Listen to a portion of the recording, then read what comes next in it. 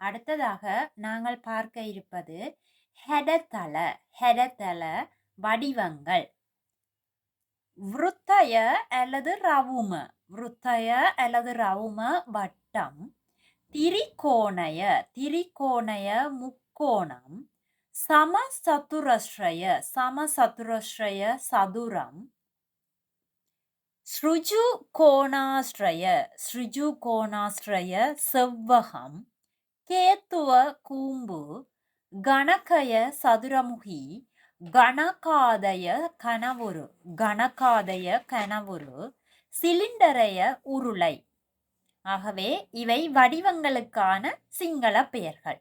விருத்தய அல்லது ரவும, திரிகோணய, சமசதுரஸ்ரய, ஸ்ருஜு கோணாஸ்ரய, கேத்துவ, கணகய, கணகாதய, சிலிண்டரைய இவை வடிவங்களுக்கான சிங்கள சொற்களாக அமைகின்றன.